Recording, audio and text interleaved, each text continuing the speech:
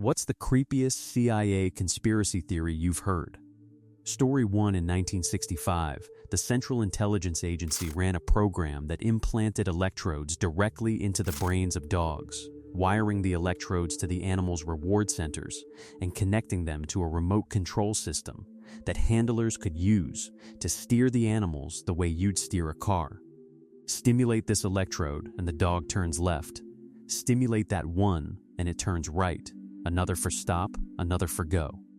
The dog experienced what felt like an internal reward impulse and followed it, believing it was responding to its own instincts rather than to a signal generated by a handler with a transmitter. The research built on work being done in parallel in the academic neuroscience world. Jos Delgado's famous 1963 demonstration of a remotely implanted electrode stopping a charging bull in its tracks by stimulating the animal's brain mid-charge is the most theatrical example from the period. But where Delgado's work was openly academic and attracted genuine scientific discussion, the CIA's parallel research was aimed at something considerably more operational. The proposed application was infiltration. A dog could be steered toward a target building, a specific vehicle, a particular person, guided by remote control to locations and situations that a human handler couldn't enter without detection. Once there, the dog could carry surveillance equipment, chemicals, or in the program's more extreme variants, explosives. It would look exactly like what it appeared to be, a dog wandering around, following its nose. The program was declassified as part of the broader document releases that followed the 1975 Church Committee investigation into CIA domestic and foreign abuses. The technology worked. The dogs could be steered. Whether the research ever moved from the testing phase into actual operational deployment is a question the available documents don't fully answer. Story 2. Charlie is a remote-controlled robotic catfish that the CIA developed and successfully tested in the 1990s, built to be visually and behaviorally convincing enough to operate in rivers, harbors, and coastal waters without attracting the attention that a conventional unmanned underwater vehicle would generate. The CIA publicly acknowledged the device in 2022 as part of a broader disclosure about the agency's technology museum collection, making it one of the more unusual confirmed intelligence collection platforms in the public record. The operational logic is elegant in the way that the best intelligence collection concepts are. The most successful surveillance platform is one that's invisible because it doesn't look like a surveillance platform. A conventional remotely operated vehicle in a harbor immediately raises questions if spotted. A catfish behaves like a catfish in a harbor. It belongs there, and observers have no reason to question its presence. The specific applications the CIA has discussed publicly include water quality sampling and following vessels without detection, collecting samples from waterways near facilities of interest that might reveal chemical or biological program activity through their effluents, and potentially other collection tasks that the combination of mobility, aquatic access, and visual camouflage makes more achievable than surface or aerial collection. The existence of Charlie in 2022 disclosure terms means it's a technology old enough that discussing it no longer compromises current programs, which is itself a data point about what the agency's current underwater collection capabilities might look like relative to a robotic catfish from 3 decades ago. Story 3. The CIA's Directorate of Science and Technology has been developing miniaturized unmanned aerial systems since the 1970s, building technology decades before commercial drone development and the subsequent public conversation about drone surveillance made the concept part of everyday vocabulary. The most publicly acknowledged example from the declassified record is an insect-sized aerial vehicle developed in the 1970s, a dragonfly-shaped device that featured a tiny gasoline engine and was designed to be steerable in flight. The device is on display in the CIA's museum collection. It was functional as a prototype, but proved operationally limited by the challenge of controlling a very small, very light vehicle in any meaningful breeze.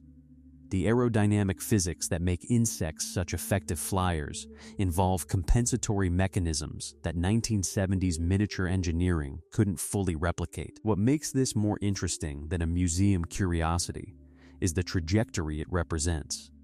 The CIA was working on insect-scale surveillance vehicles in the 1970s. The military's publicly acknowledged micro-drone programs began producing operational hardware in the 1990s and 2000s. Commercial consumer drones became sophisticated and affordable in the 2010s. The declassified history consistently shows classified military and intelligence development preceding the public technology cycle by decades. The contemporary surveillance landscape includes miniature commercial drones available for a few $100s that can carry high-resolution cameras, follow targets autonomously, and operate almost silently. Understanding where that technology was 50 years ago, when it was classified, expensive, and at the prototype stage, is the useful frame for thinking about where the classified edge of the technology currently sits relative to what's publicly available and publicly discussed. Story 4 among the millions of pages of CIA documents that have been declassified and released through Freedom of Information Act requests and mandatory review processes over the decades, a specific and somewhat comedic category emerged: the agency's literal, step-by-step formulae for various types of invisible ink that agents used for covert communications over many decades of operations. These recipes, the specific chemical compositions, development processes, and application techniques for various invisible ink systems used by intelligence officers sending communications that needed to survive routine interception, were classified for years, and in some cases decades beyond any reasonable security justification. The technology itself, by the point of release, was available in any reasonably comprehensive chemistry reference, or even in hobbyist espionage history books.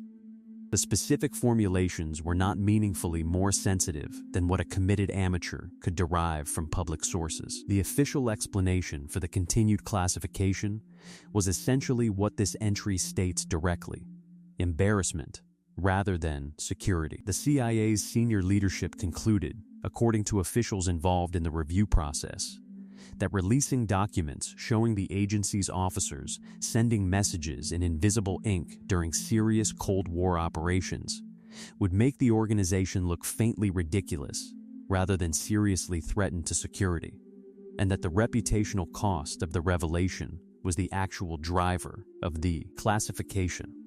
This is a genuinely illuminating data point about how classification works in practice. The standard that something is classified to protect national security is applied in a very broad and sometimes entirely non-security related way. The invisible ink formulae were classified because someone in authority decided they shouldn't be public, and the classification persisted because reviewing and changing it requires effort that nobody prioritized. Security classification is a process maintained by human institutions with human incentives. Story 5 Cryptos is a copper sculpture installed in the courtyard of CIA headquarters in Langley, Virginia in 1990. Created by artist Jim Sanborn, it contains 4 sections of encrypted text, 865 characters in total, and represents what is perhaps the most scrutinized puzzle in history: a cipher sitting at the headquarters of the world's most sophisticated signals intelligence and code-breaking apparatus, accessible to the professional cryptographers who work there daily, still unsolved after more than 3 decades. 3 of the 4 sections have been decrypted. Computer scientist Jim Gilligas solved the first 3 sections publicly in 1999, having been solved internally by CIA analysts in 1993, and they contain layered messages about concealment, clues, and an apparent reference to something buried near the sculpture.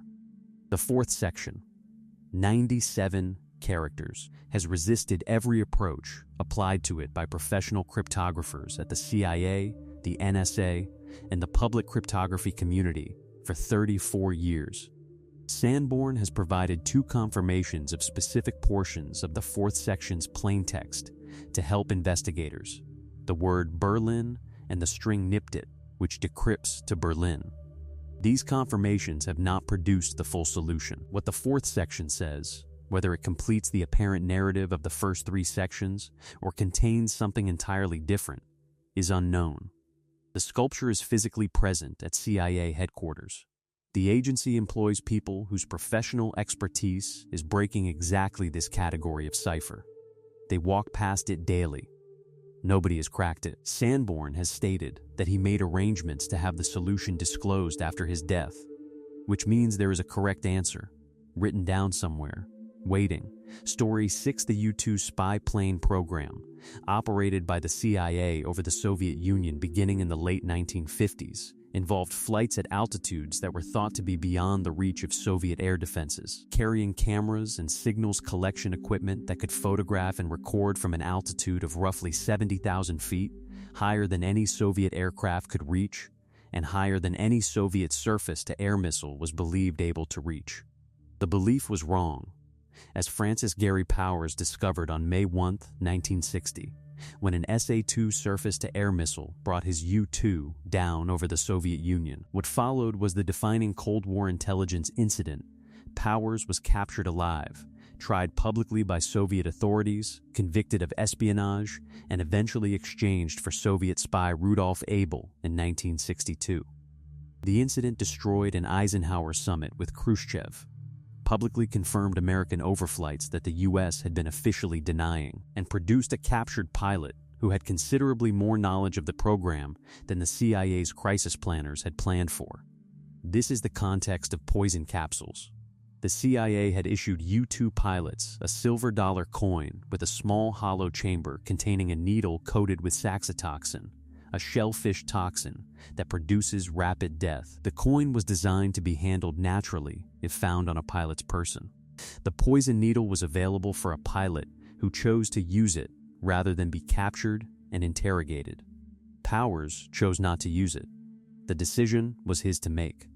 Whether the pilots were instructed to use the capsule or merely offered the option has been a point of discussion in the historical literature. What is confirmed: the capsules existed. They were issued. They were present on Powers' flight, and the possibility of capture had been planned for in a way that included death as one of the available choices. Story 7: Uri Geller is an Israeli-British entertainer and self-described psychic, famous since the 1970s for performing spoon-bending and other apparently paranormal feats that professional magicians have consistently attributed to stage magic techniques rather than genuine psychic ability. James Randi and other professional skeptics have extensively documented methods by which the specific effects Geller performs can be produced through non-supernatural means. Declassified documents from the CIA's Stargate program, the remote viewing research program funded by the CIA and DIA for approximately 2 decades, confirm that researchers Russell Targ and Hal Puthoff tested Geller in controlled laboratory conditions at Stanford Research Institute in 1972 and 1973. The protocols involved Geller attempting to replicate drawings made in a separate room and sealed in envelopes, with the results evaluated against chance performance.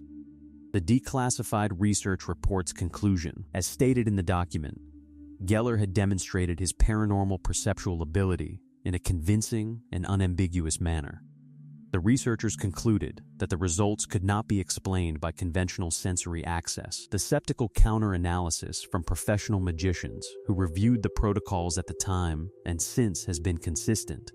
The experimental controls were insufficient to rule out a range of conventional explanations, and Targ and Puthoff's background in physics rather than magic and sleight of hand left them poorly positioned to detect the specific techniques a skilled performer would use. Whether the CIA's laboratory conclusion reflects a genuine paranormal phenomenon or an inadequately controlled experiment is the honest uncertainty.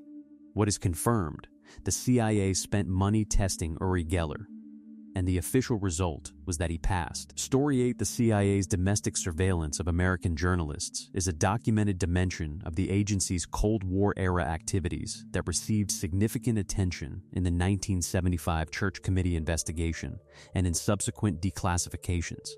though specific individual cases have continued to emerge through ongoing document review and FOIA requests. The wiretapping of syndicated columnists Robert Allen and Paul Scott in 1963, confirmed in documents that surfaced as part of the broader declassification process, followed the publication of national security information in their column.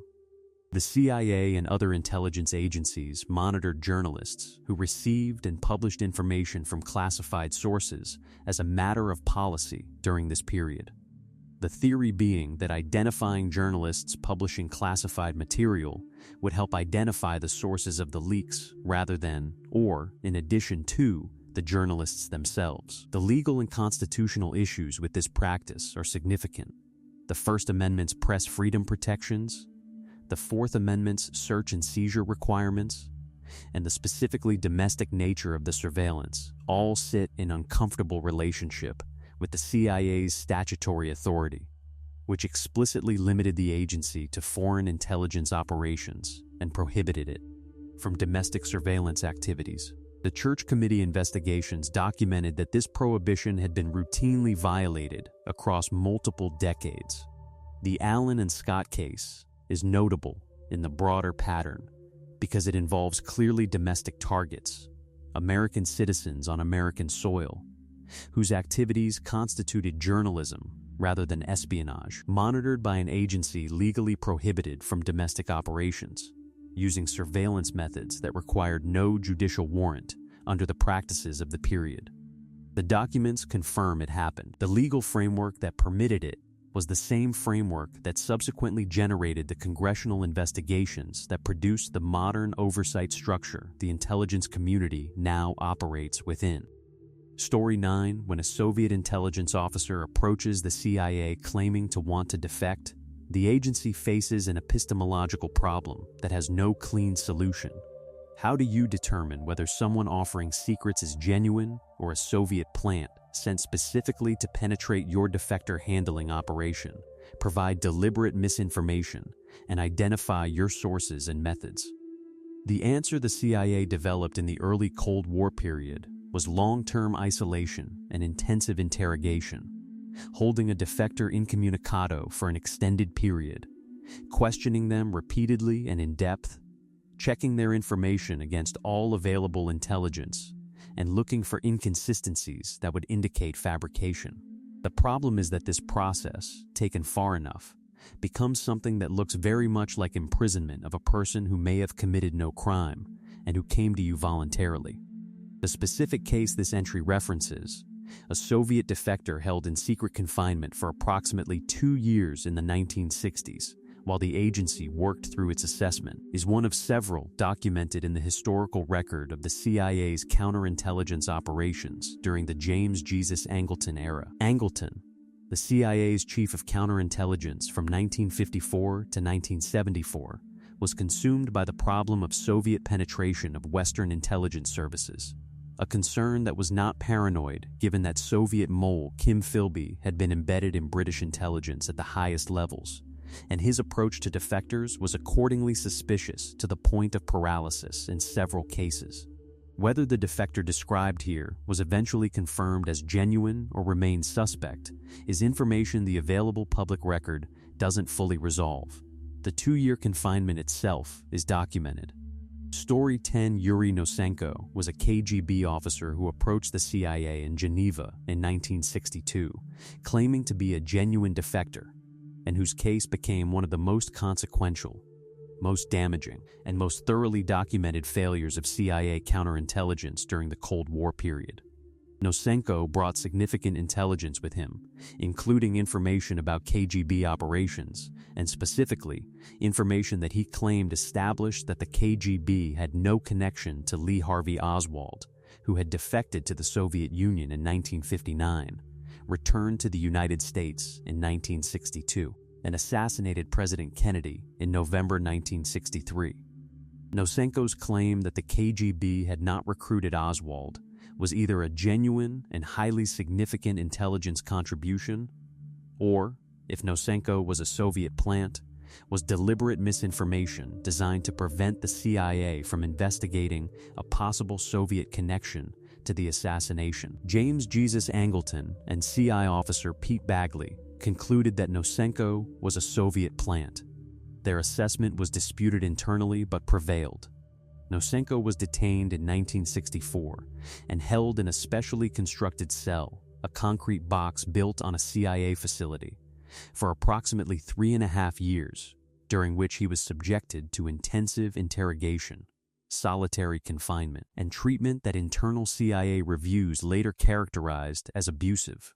Nosenko was eventually cleared in 1968, assessed as a genuine defector who had provided accurate information. He subsequently worked as a CIA consultant for decades and died in 2008. The treatment he received during 3 years of imprisonment, based on an incorrect assessment, has remained one of the most uncomfortable chapters in the CIA's documented history, raising questions that have never been fully resolved about what happened to Oswald's Soviet contacts. Story 11 Hotolingual was a CIA program that ran from 1952 to 1973, during which the agency secretly opened, photographed, and in some cases read private mail passing between American citizens and correspondents in the Soviet Union and China, intercepting letters at New York's JFK Airport, photographing the contents before resealing and delivering them, and accumulating a photographic archive of private correspondence that eventually covered approximately 215,000 letters and produced a database of approximately 1.5 million names. The program operated in clear violation of federal statutes governing the privacy of mail and the CIA's own charter prohibition on domestic operations. It did so with the knowledge of the Postmaster General, who apparently acquiesced to the operation, and with varying degrees of knowledge or ignorance within the executive branch across multiple administrations.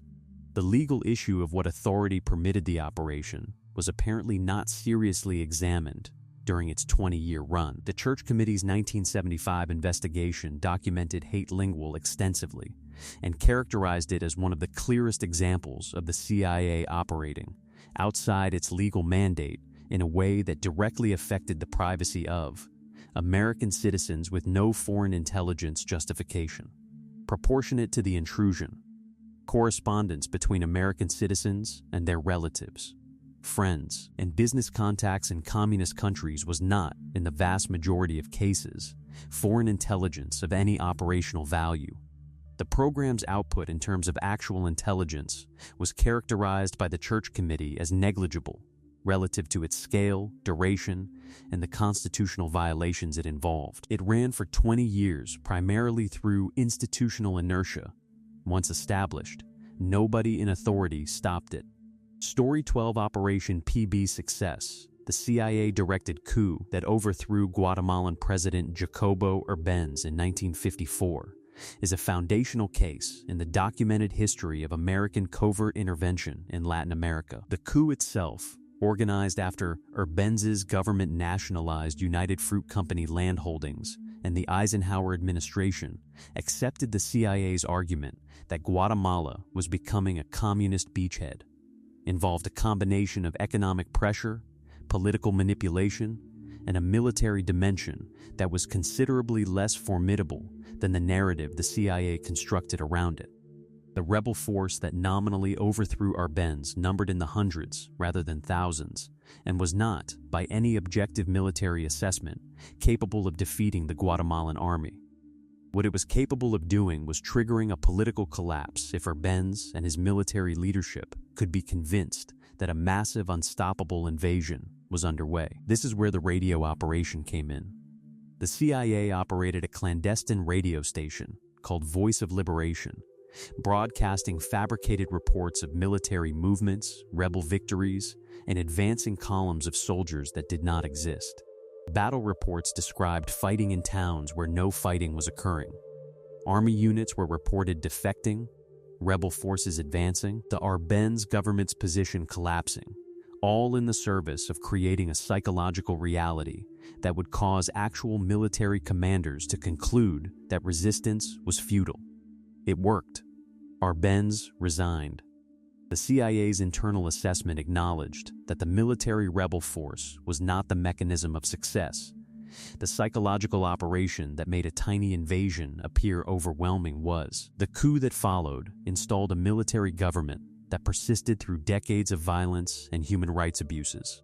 Story 13, the Dr. Zhivago operation, is one of the more literary and philosophically interesting entries in the CIA's Cold War operational record, a case where the agency concluded that getting a specific work of fiction into the hands of Soviet citizens was a genuine national security priority and deployed significant covert resources to make it happen. Boris Pasternak's novel Dr. Zhivago had been banned in the Soviet Union by the time the CIA became interested in it in 1958.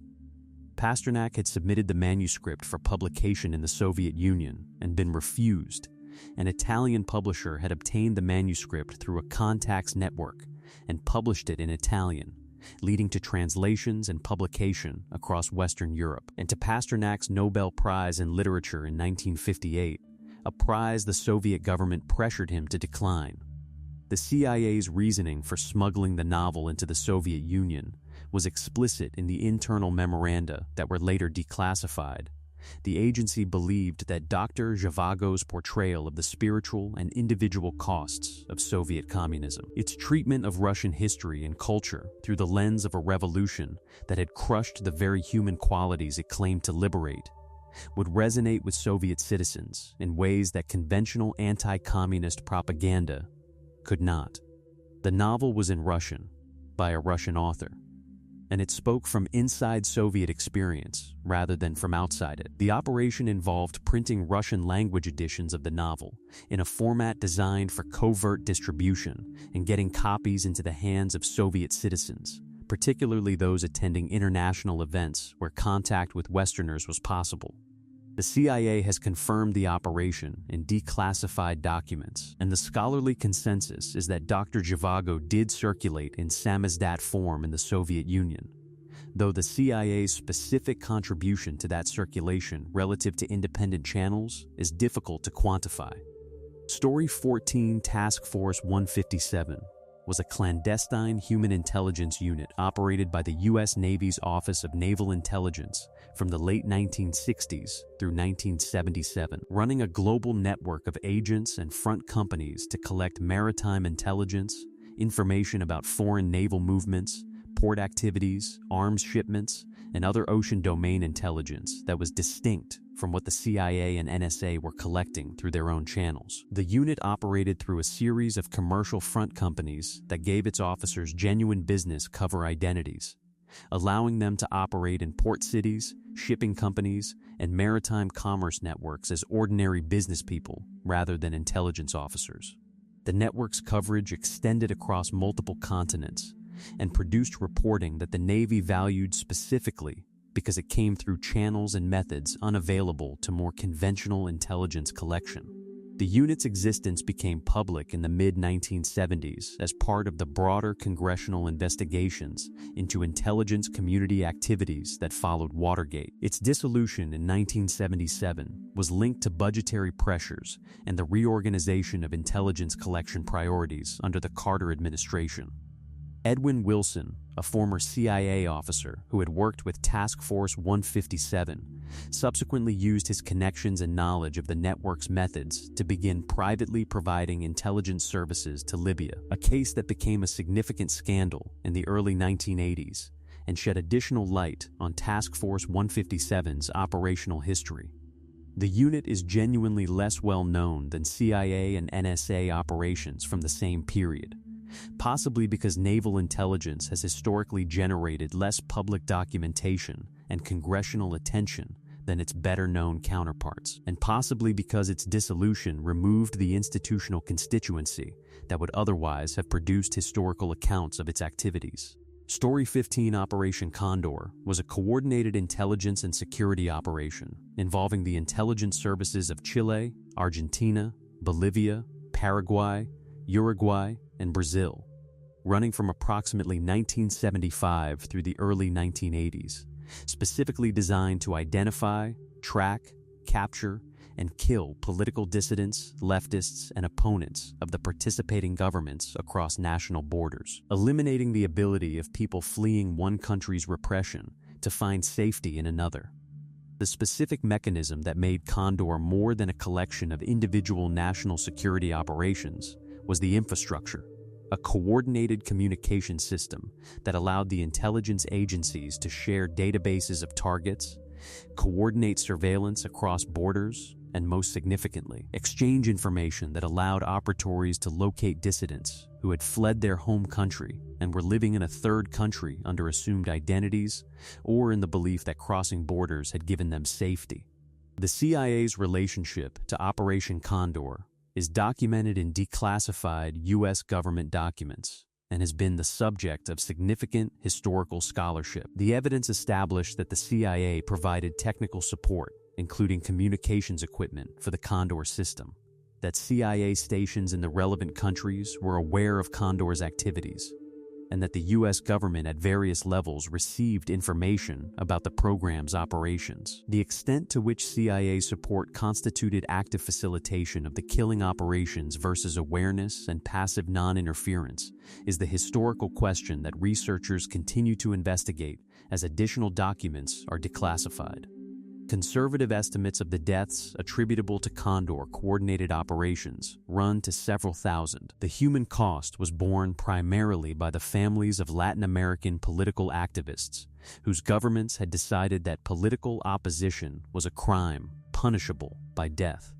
Story 16, the CIA's role in Chile between 1970 and 1973, is one of the best documented cases of American covert action against a democratically elected foreign government, with the relevant documents having been declassified across multiple releases and the basic operational history confirmed in both American and Chilean official investigations. Salvador Allende won the Chilean presidential election in September 1970 as the candidate of a left-wing coalition, making him the first Marxist president elected through democratic means in Latin American history. The Nixon administration's response was explicit in internal communications. Henry Kissinger stated that the United States was not going to allow Chile to go communist due to the irresponsibility of its own people. The CIA was tasked with preventing Allende from taking office, and when that failed, with undermining his government until it fell. The documented activities include two parallel tracks. Track 1 was an effort to convince the Chilean Congress to block Allende's confirmation, and Track 2 was a covert effort to induce a military coup before Allende's inauguration, including contacts with Chilean military officers and involvement in a botched kidnapping attempt on the Chilean army's commander-in-chief that resulted in the commander's death. When Allende nevertheless took office, the CIA ran a sustained destabilization campaign, including economic disruption, propaganda, and support for opposition movements. The September 1973 coup that brought General Augusto Pinochet to power was executed by the Chilean military, not directly by the CIA. The relationship between the CIA's sustained destabilization campaign and the conditions that made the coup possible, and the CIA's knowledge of coup planning in advance, is what the declassified documentation establishes. What followed the coup, systematic torture, disappearance, and killing of thousands of Allende supporters, was the outcome of the political change American covert action had worked to produce. Story 17, the alleged connection between CIA Cold War funding operations and the Vatican Bank, formerly known as the Institute for the Works of Religion, occupies the specific category of historical allegation that is supported by a substantial body of circumstantial evidence, documented through several investigative books and journalistic investigations. But that stops short of the kind of confirmed, directly documented operational relationship that more clearly established CIA programs have produced. The context that makes the allegation historically plausible: the Cold War-era CIA engaged in extensive covert funding of non-communist political movements, parties, trade unions, publications, and cultural organizations across Western Europe, particularly Italy, where the Italian Communist Party was the largest communist party in the Western world and a genuine potential electoral threat through the 1940s, 1950s, and 1960s. The CIA's covert funding of Italian Christian democracy and associated movements is documented. The channels through which covert money moved in this environment necessarily involved intermediaries capable of receiving and distributing funds without obvious U.S. government attribution. The Vatican and its associated financial institutions were deeply embedded in Italian political and economic life, were strongly anti-communist for their own theological and institutional reasons, and had financial infrastructure that crossed national borders in ways that made financial tracking difficult.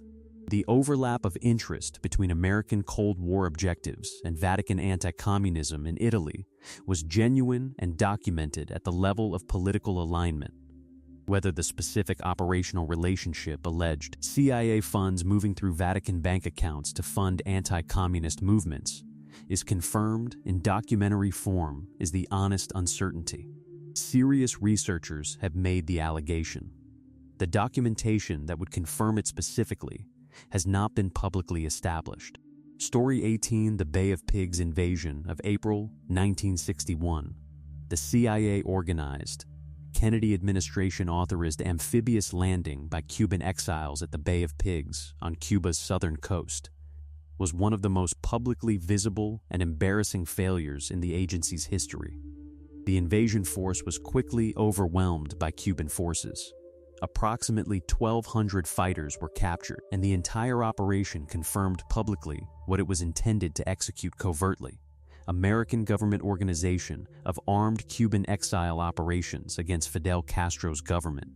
The Kennedy administration's public response was to accept responsibility while internally assigning blame to the CIA's planning and execution.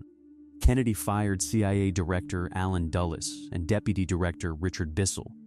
The relationship between the White House and the CIA was significantly damaged, contributing to the dynamics of the subsequent Cuban Missile Crisis and various Kennedy-era assassination-related operations that continued under the umbrella of Operation Mongoose. What this entry points to, the declassified planning for a potential follow-on invasion that was never executed, is the less widely known aftermath. Even after the public debacle and the internal recriminations, the CIA continued developing options for military action against Cuba. The invasion planning didn't simply end with the Bay of Pigs failure. It continued as a set of contingency options that were prepared, reviewed, and ultimately not approved for execution during the Kennedy administration's remaining years. The existence of these plans is another data point in the documented record of how covert action programs generate institutional momentum that persists even after the political context that created them changes significantly. Plans get made, evaluated, and filed away rather than definitively terminated, and the next administration inherits a set of options that someone previously invested in developing. Story 19: The A-12 Ox Cart was developed by Lockheed's Skunk Works division under CIA contract beginning in 1957, flying first in 1962, and conducting operational reconnaissance missions over Cuba, North Vietnam, and North Korea between 1967 and 1968, all while its existence was completely unknown to the public and to most of the U.S. government. The aircraft that eventually became publicly known as the SR-71 Blackbird was its successor, and in many respects its inferior. The A-12 was a single-seat variant, optimized for pure speed and altitude, and it was faster than the aircraft that replaced it. The specific security measures that kept the A-12 secret through its development and operational life represent a remarkable exercise in compartmentalization.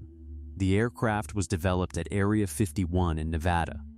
Test pilots were given cover stories about being test pilots for other programs. The sonic booms generated by test flights were attributed to other causes when they rattled windows in Nevada towns, and the aircraft's distinctive shape was kept completely out of any public photographic record for years after it first flew. When pilots died in test accidents, and several did, as the aircraft pushed the edges of what was aerodynamically and mechanically achievable at Mach 3, their families were told they had died in accidents involving aircraft that were publicly acknowledged, since acknowledging the real accident would have disclosed the real program. The pilots' widows could not be told what their husbands had actually been flying when they died, and in some cases the cause of death told to families was not the cause of death. The Oxcart program's existence was declassified in 2007, 50 years after development began. Story 20, the Corona program, the CIA's first successful orbital reconnaissance satellite system, which produced its first successful imagery return in August 1960 and continued operating through 1972, was publicly presented throughout its operational life as a scientific program called Discoverer, ostensibly conducting biological research involving the exposure of living organisms to the space environment. The cover story was elaborate and extended to actual published scientific work. Some Discoverer missions carried biological payloads alongside the reconnaissance camera system, providing genuine scientific material that could be discussed publicly, peer-reviewed, and cited in scientific literature, while the primary purpose of the satellite, photographing Soviet and Chinese military installations from orbit and returning the film in physical recovery capsules that parachuted back into the atmosphere and were snagged by aircraft over the Pacific, remained completely classified. The scale of intelligence the program produced was genuinely transformative. A single Corona pass over the Soviet Union generated more photographic coverage than all of the U-2 overflight program combined. The imagery allowed American analysts to systematically inventory Soviet missile sites, airfields, submarine pens, and military-industrial facilities in a way that fundamentally altered strategic planning, and crucially, that revealed that the missile gap that had dominated American political discourse in the late 1950s was largely fictional. The Soviets had far fewer deployed missiles than intelligence estimates based on incomplete information had suggested. The discovery that the missile gap was overstated is one of the most significant intelligence findings of the Cold War. It was delivered by cameras disguised as a biology experiment. Story 21, the Glomar Explorer, is the most audacious single covert operation in CIA history in terms of pure engineering ambition. A custom-built deep-sea recovery ship, 618 feet long, constructed at a cost of approximately $350 million in 1970s dollars, publicly presented as a Howard Hughes commercial deep-sea mining venture, specifically built to raise a sunken Soviet submarine from the floor of the Pacific Ocean.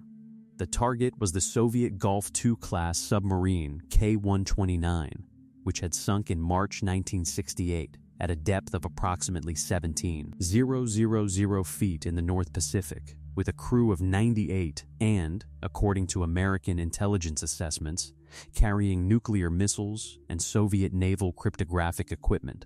The CIA concluded that recovering the submarine would provide extraordinarily valuable intelligence.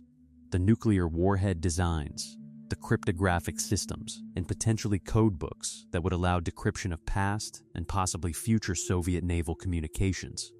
The cover story required Howard Hughes's cooperation because only an eccentric billionaire's deep-sea mining venture could plausibly justify building and operating a vessel of this size and unusual design without attracting the kind of questions a government program would face. Hughes's involvement and the deep-sea mining cover were the CIA's solution to the logistical problem of how to spend hundreds of millions of dollars on an ocean-going crane ship without anyone asking why. The 1974 recovery operation raised approximately the forward third of the submarine. The rest broke away during the recovery, recovering the remains of 6 Soviet sailors who were buried at sea with Soviet naval honors in a ceremony that was filmed, and the footage later provided to the Russian government. Whether the section recovered contained the cryptographic material the operation sought is classified information that has not been fully confirmed. Story 22, Operation Gold, appears elsewhere in this collection in the context of government programs.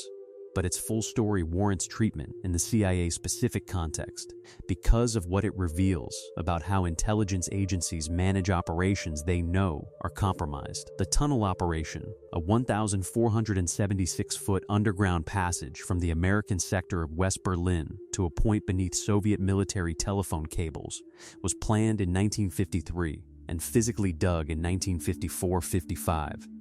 It operated for 11 months, from May 1955 until April 1956, intercepting thousands of Soviet military communications before Soviet forces discovered it and made a public spectacle of the find. George Blake, the British MI6 officer who participated in the planning meeting at which Operation Gold was conceived, was a Soviet agent.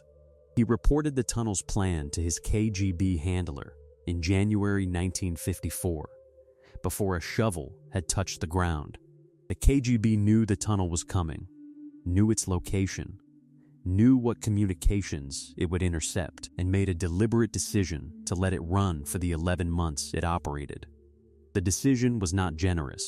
It was a strategic calculation, revealing the tunnel's compromise would expose Blake, whose continued access to Western intelligence was worth the cost of 11 months of intercepted Soviet communications. The KGB allowed the CIA and MI6 to successfully spy on Soviet communications for nearly a year specifically to protect their own mole inside British intelligence.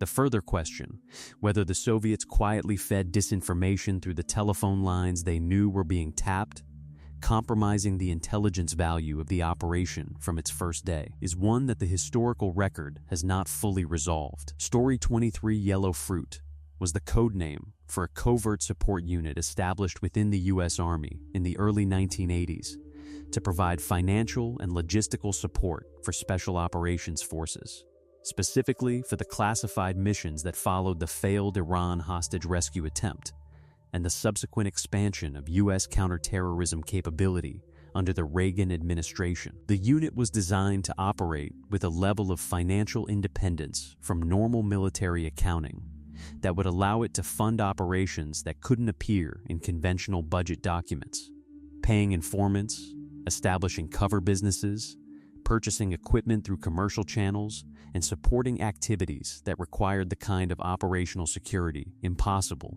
when every dollar must be documented through normal military financial systems.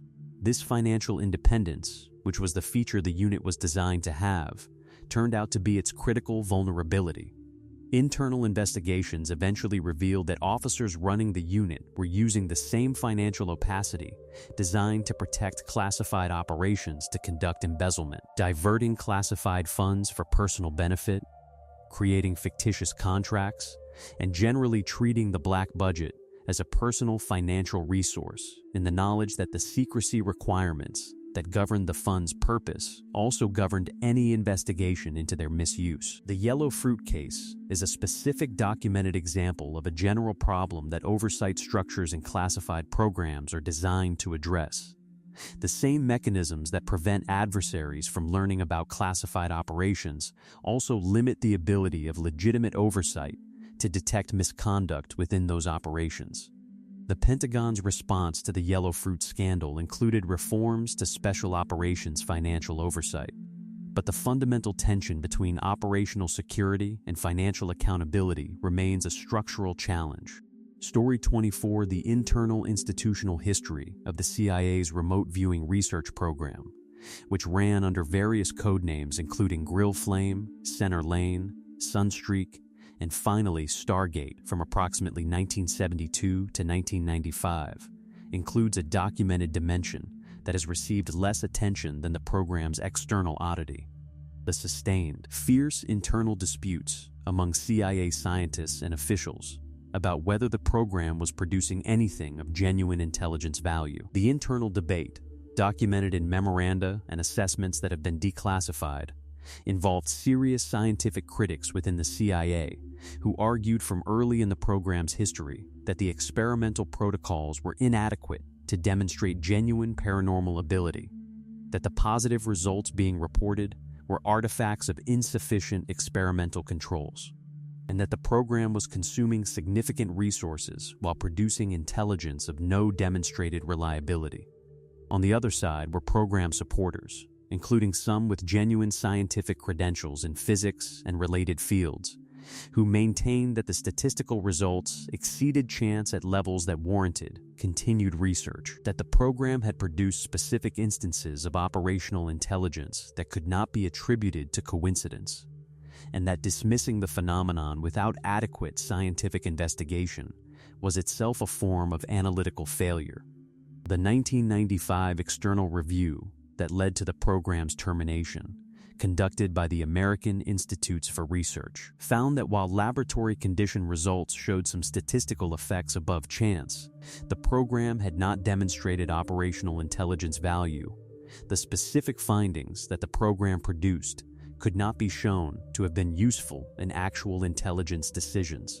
The program was terminated. The internal debate about what the statistics actually showed continued in the academic literature. Story 25: Cover Identity.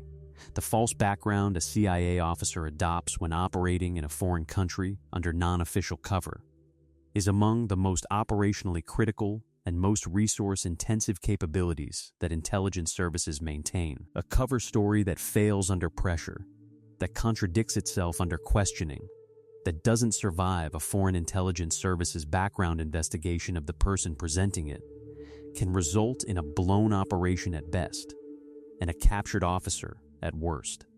The specific challenge of building cover identities deep enough to withstand sophisticated foreign scrutiny is considerably more demanding than building a simple false name and passport. A foreign intelligence service investigating a suspected intelligence officer will check employment records, tax filings, academic transcripts, professional references, credit histories, property records, and any other publicly verifiable claim the cover story makes.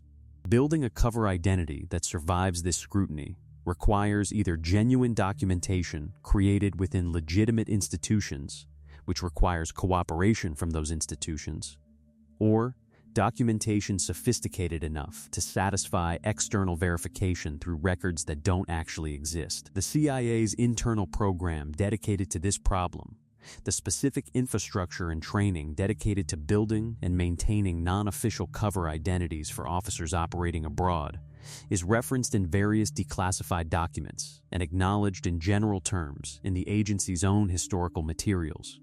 The specific details of how cover identities are constructed, what institutions cooperate in creating verifiable backstories, and what the limits of the program's capabilities remain classified. What the existence of a dedicated internal program confirms is that this is treated as a sufficiently specialized and important capability to warrant dedicated institutional infrastructure rather than being handled on an ad hoc basis by individual case officers building their own.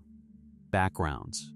Story 26: Frank Wisner was one of the most consequential figures in the early CIA's covert operations history, serving as the first head of the Office of Policy Coordination, the covert action arm that was initially separate from the CIA before being merged into it, and as the architect or senior organizer of several of the CIA's most significant early covert operations, including the 1948 covert funding of European anti-communist political movements, the 1953 Iranian coup that restored the Shah, and the 1954 Guatemalan coup that removed Urbenz. Wisner's breakdown came in 1958, following the Hungarian Revolution of 1956, an uprising against Soviet rule that Wisner had apparently believed, based on his own assessment of what Radio Free Europe's broadcasts were promising, would receive Western support that never came. When Soviet tanks crushed the uprising while the West watched, Wisner's psychological deterioration was documented by colleagues who observed him becoming increasingly erratic, manic, and eventually incapacitated. The agency's management of this situation, keeping Wisner's breakdown from public view while maintaining his formal role in increasingly nominal terms, handling his eventual hospitalizations and treatment in ways that shielded the information from press scrutiny, reflected both genuine institutional loyalty and the specific interest the CIA had in not having a founding operational officers. Psychological collapse became a public story about the psychological cost of covert operations. Wisner was eventually treated with electroconvulsive therapy, which was the standard psychiatric treatment of the period for the kind of breakdown he experienced. He made a partial recovery, returned to work in a reduced capacity, and eventually died by suicide in 1965. The psychological toll of organizing coups, running defectors, and managing operations involving violence and deception on behalf of a government that maintains deniability is a dimension of CIA history that surfaces rarely in the official record. Story 27, the United States conducted above-ground nuclear weapons tests from 1945 through 1962, many of them documented through extensive photographic and film coverage that produced extraordinary visual imagery, mushroom clouds, shock waves, the destruction of test structures, the movement of blast effects across desert terrain. This footage was classified, controlled, and in various forms distributed to demonstrate American nuclear capability and to support weapons development analysis.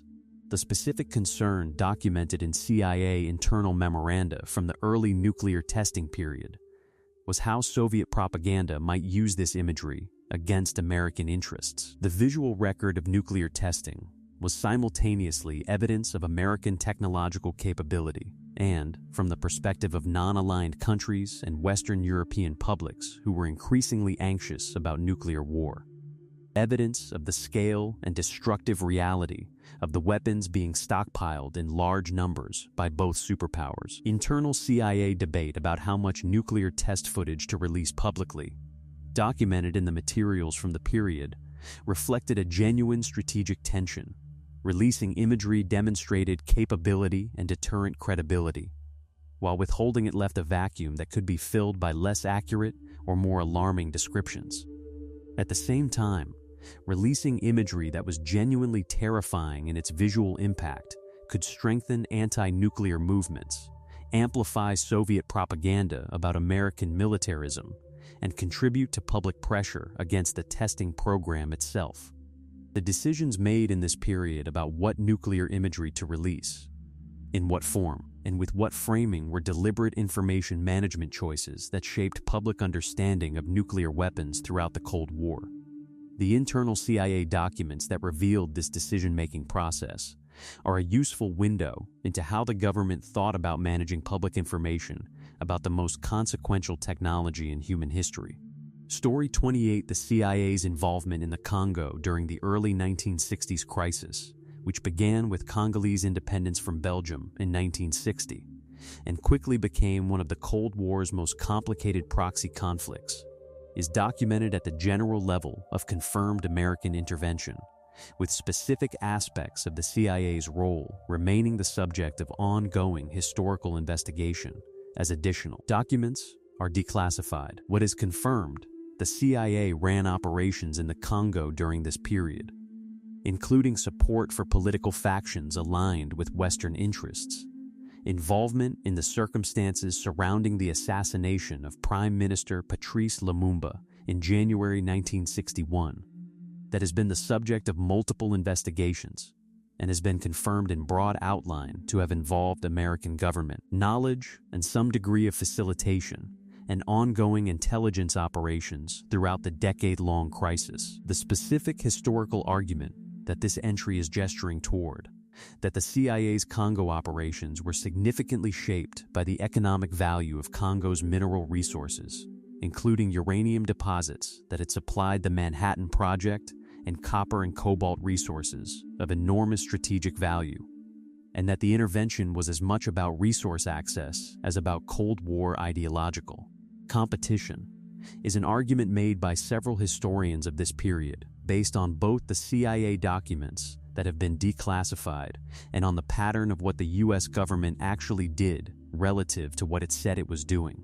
The Congo's post-independence history, including the Mobutu dictatorship that the U.S. supported for decades, is one of the Cold War's clearer examples of geopolitical and resource interests, producing policy outcomes at significant human cost to the country involved. Story 29, the term Jakarta method, was introduced and analyzed by journalist and historian Vincent Bevins in his 2020 book of the same name. referring to a pattern of anti-communist mass killing that he argues was associated with American Cold War policy, first in Indonesia in 1965-66, and subsequently, in varying forms, in other countries across Latin America and elsewhere. The Indonesian killings of 1965-66 followed a coup and counter-coup involving the Indonesian Communist Party, which at the time was one of the largest communist parties in the world, and the Indonesian military under General Suharto. In the months following the counter-coup, the Indonesian military and associated militias killed an estimated 500,000 to 1 million people, primarily suspected members and associates of the Communist Party, in what remains one of the largest mass killings of the 20th century. The CIA's role in providing names of Communist Party members and regional organizers to Indonesian military officials, lists that were subsequently used to identify and kill those individuals, is documented in declassified American diplomatic cables and has been acknowledged by former American officials who participated in the embassy operations during this period.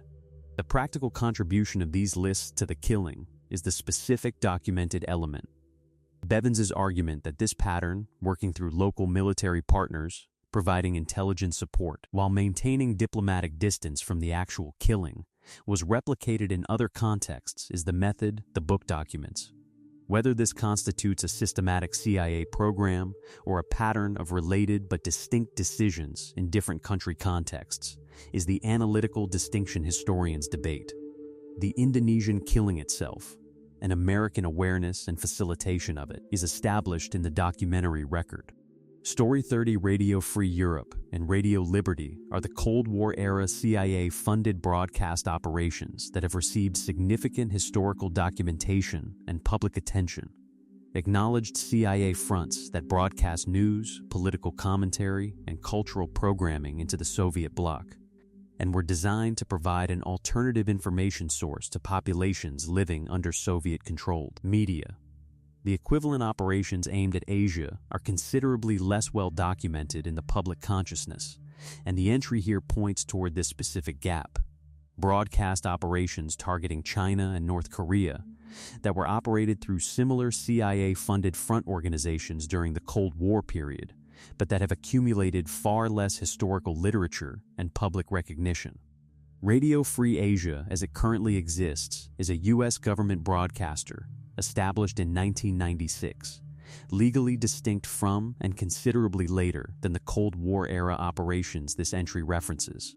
The earlier Cold War broadcasts aimed at Asian communist countries, predecessor operations that targeted China during and after the Korean War period, operated through various station identities and broadcast structures that are documented in the historical record, but have not generated the same scholarly and journalistic attention as the European equivalents. The gap in attention reflects partly a difference in geographic and political focus in American Cold War historiography, which has tended to center on the European theater, and partly the different nature of the China and Korea broadcasting environments compared to the Soviet bloc, where Radio Free Europe's impact on samizdat culture and dissident movements has been more thoroughly studied and documented.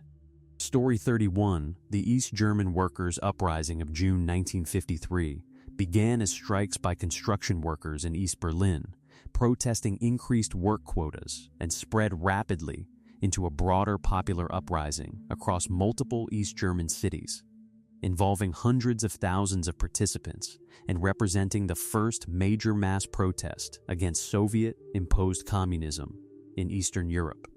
The CIA was monitoring these events closely through its Berlin operations base, which was one of the most active and resource-intensive CIA stations in the world during this period, given Berlin's unique position as an island of Western presence inside East Germany.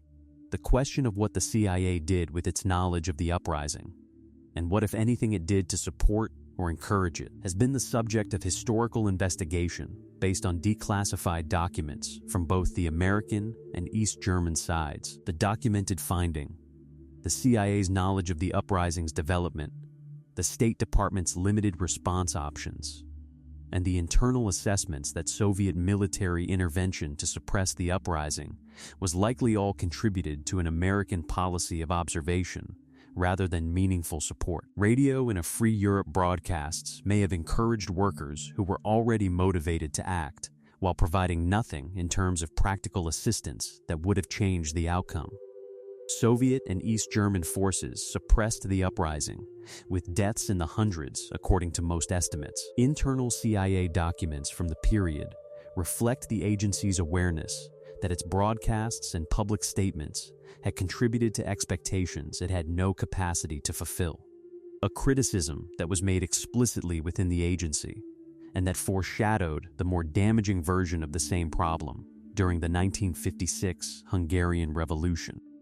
Story 32 Project Sunshine was a classified Atomic Energy Commission program that ran from the early 1950s through the 1960s, designed to measure the accumulation of strontium-90, a radioactive byproduct of nuclear weapons testing, in human bone tissue across different populations and geographic locations. The scientific purpose was genuine and important. Strontium-90 behaves chemically like calcium and therefore concentrates in bone tissue, and measuring its presence in human bones across different populations would allow researchers to assess the degree to which atmospheric nuclear testing was contaminating the global food chain and accumulating in human bodies. This information was directly relevant to both public health assessments and to nuclear test policy. The specific dimension that produced the program's long-lasting controversy was the method of sample collection.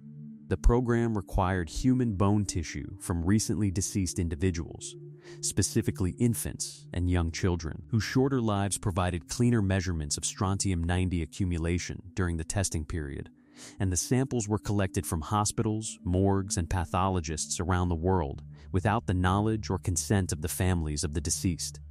Body parts were collected, removed without notification during autopsies, logged with program identifiers rather than individual names, and shipped to analysis facilities, all in the absence of any legal framework that would have required family notification or consent. The program collected samples from multiple countries through international research partnerships that operated under the same secrecy framework.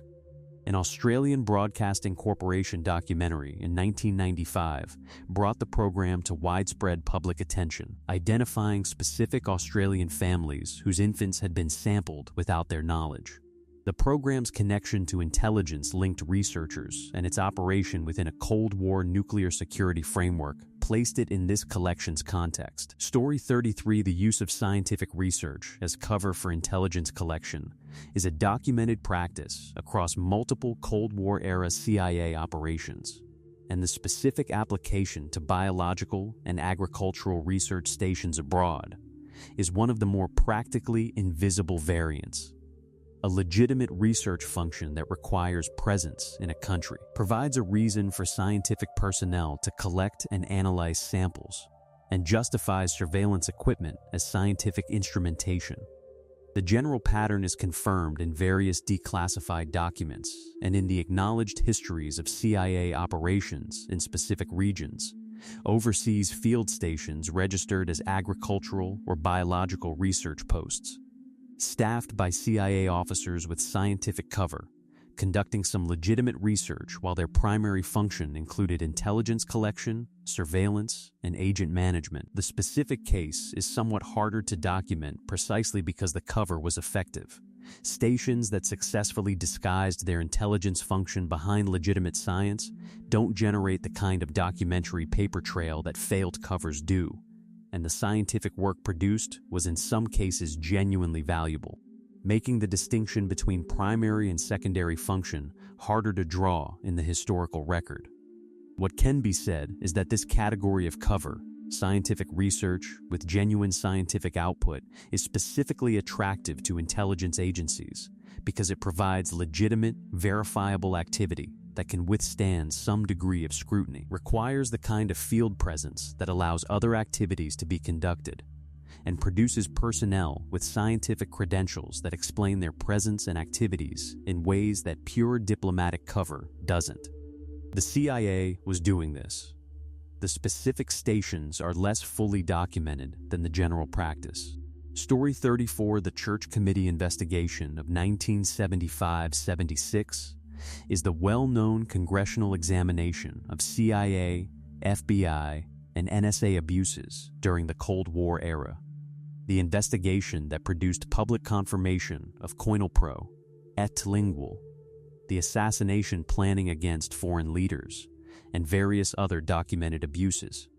Less well known is its companion investigation in the House of Representatives, the Pike Committee, which ran parallel to the Church Committee and in some respects went further in its criticism of the intelligence community. The Pike Committee's final report, completed in early 1976, contained findings that the full House of Representatives voted to suppress, declining to release the report to the public in a vote that reflected both genuine concerns about classified information that would need to be redacted and political pressure from the Ford administration and intelligence community against publication.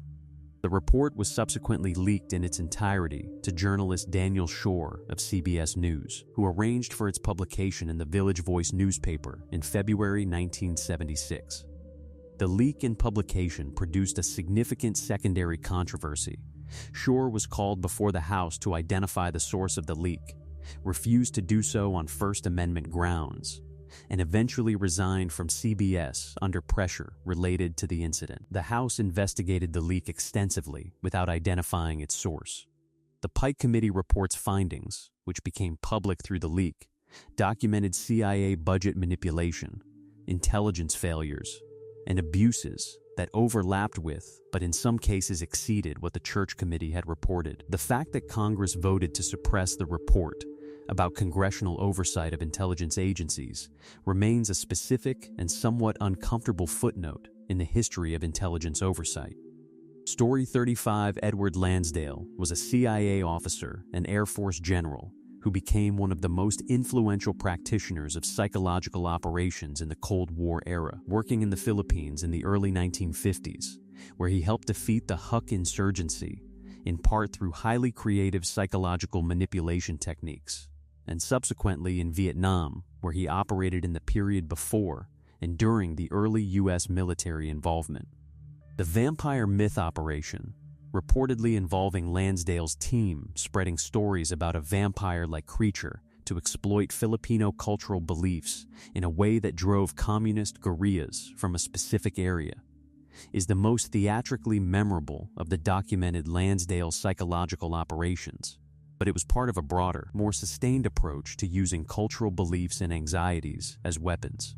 In Vietnam, Lansdale's operations extended to exploiting the Vietnamese cultural and astrological tradition of consulting horoscopes for guidance about significant decisions and the future. The operation, described in declassified and reported accounts, involved the CIA creating and distributing fake almanacs and horoscope publications that were superficially credible as traditional Vietnamese astrological material, but that had been written by the CIA to predict doom, disaster, and defeat for those who followed communist leadership. These forged astrological publications, distributed to Vietnamese villages and communities, were designed to work at the level of private individual belief rather than public argument, to make people privately anxious about communist rule through a medium that operated in a space public propaganda couldn't reach. Whether they were effective is a question the historical record doesn't answer cleanly. That they were produced and distributed is documented.